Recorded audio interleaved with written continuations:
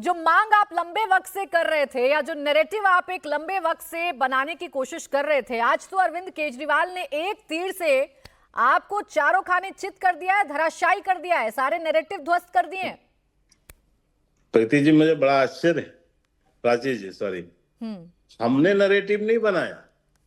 ये अरविंद केजरीवाल और आम आदमी पार्टी ने के जो कुकर्म थे, जो घोटाले थे, जो भ्रष्टाचार था, उसको लेके दिल्ली की जनता ने नैरेटिव बनाया है। ये हमारा थोड़ी ना है। और इससे क्या ध्वस्त होने वाला है? क्या इस भ्रष्टाचार से, इस घोटाले से अरविंद केजरीवाल बरी हो गए? क्या सिसोदिया बरी हो गए? क्या सत्येंद्र जैन बरी हो गए हैं? भाई जमानत पे ही बाहर है ना। और किस हालात पे हैं? इस हालात पे हैं कि आप अपने कार्यालय नहीं जा सकते, सीएम ऑफिस नहीं जा सकते, आप एक फाइल साइन नहीं कर सकते, आप निर्णय लेने की स्थिति में नहीं हैं। और इतने प्रतिबंधों के बाद 70 साल 75 साल की भारतीय राजनीति में ऐसा मुख्यमंत्री कोई नहीं हुआ जो जेल में जाकर भी अपने पद से त्यागपत्र न दे। इतनी नैतिकतावान थे, इतने ही हरिश्चंद्र थे, तो जाने से पहले इस्तीफा दे देते। इनके यहाँ क्या कमी थी कि आपके मुख्यमंत्री नहीं बना सकते थे?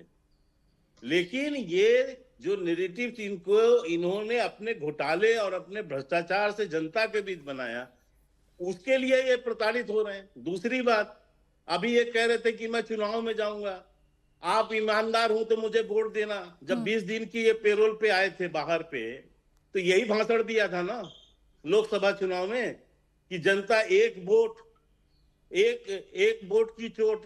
यही तो था इनका नारा। यही तो कहते थे कि बाहर आया हूं, यदि ईमानदार हैं तो आप मुझे वोट दे दीजिए, हमें जिता दीजिए। क्या हुआ? दिल्ली की जनता ने बताया ना, 7 सीटों पे चुनाव हरवा दिया इनको। ठीक, एक भी कैंडिडेट जीता इनका। कहां चली गई ईमानदारी उस समय? वो नहीं था निर्णय। लेकिन क्या है कि इतने सातिर लोग हैं ये कि इनको नौटंकी करना है, नाटक करना है। अभी मैंने ये भी आपने नहीं चलाया, ये कह रहे हैं आप तो भाजपा के ऊपर है कि वो जो है यहाँ पर चुनाव कर रहा है। हाँ। अरे भाई, तुम्हें इस्तीफा देना है, कैबिनेट की मीटिंग बुलाओ।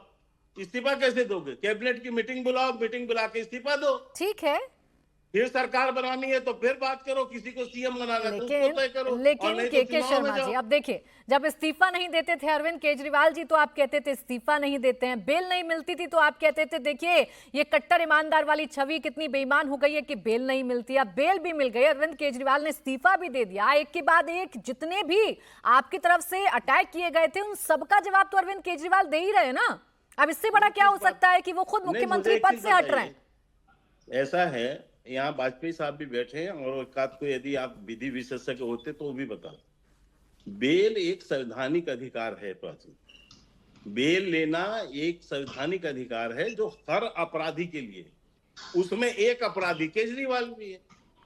अब उन्होंने बेल की डिमांड की, बेल उसके वकील लड़ते रहे, जिरा करते रहे, कोर्ट ने बेल दे दिया है। बीच में भी एक बार लेकिन के शर्मा जी, ये कैसे तय हो जाएगा? अभी आरोप है, आपने तो पहले से ही मान लिया कि कौन अपराधी है और कौन अपराधी नहीं है। जब तक आरोप सिद्ध नहीं हो जाते हैं तब तक आप अपराधी जैसे शब्द का इस्तेमाल तो कम से कम के शर्मा जी नहीं कर सकते हैं ना। अभी तो आपकी सीबीआई ने क्या जांच में लाया, ईडी ने क्या लाया, कम से कम ये तो वो बताती।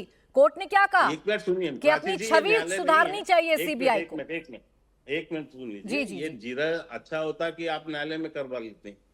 ये न्यायालय तो है नहीं, वहां वकील कर रहे हैं जीरा ना, वहां सारे वकील तो लगे हैं। इतना होता तो छुड़वा लिए होते, आरोप खत्म करा लेते।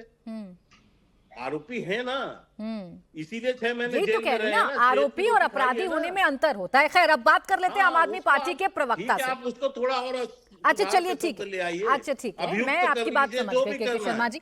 अब आइए जरा संजीव जी को चर्चा में ले आती हूँ। के शर्मा जी, 1 मिनट रुक जाइए। वो जनता के सामने है या नहीं है? अच्छा ठीक है। और उसकी संजीव झा जी, ये इस्तीफा अब क्यों दिया गया? ये इस्तीफे की मांग तो बहुत पहले से की जा रही थी। मुख्यमंत्री जेल में थे, उसके बावजूद इस्तीफा नहीं देने की बात पर अड़े हुए थे, लेकिन अब जब बेल पर आ गए तो इस्तीफा दे दिया।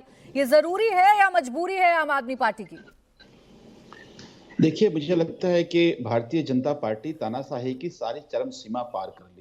अरविंद केजरीवाल जो इस देश को एक नया मॉडल ऑफ गवर्नेंस दिया, जिस मॉडल ऑफ गवर्नेंस में एक गरीब माँ बाप भी ये सोच सकता है सरकारी स्कूल में पढ़कर हमारे बच्चे डॉक्टर इंजीनियर बन सकते हैं, लेफ्टिनेंट बन सकते हैं।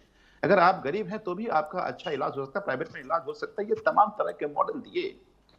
अब भारतीय जनता पार्टी से बुखलाकर अरविंद केजरीवाल जी को जेल भेज दिया। अब ये कह रहे हैं कि अरविंद केजरीवाल भ्रष्टाचारी है।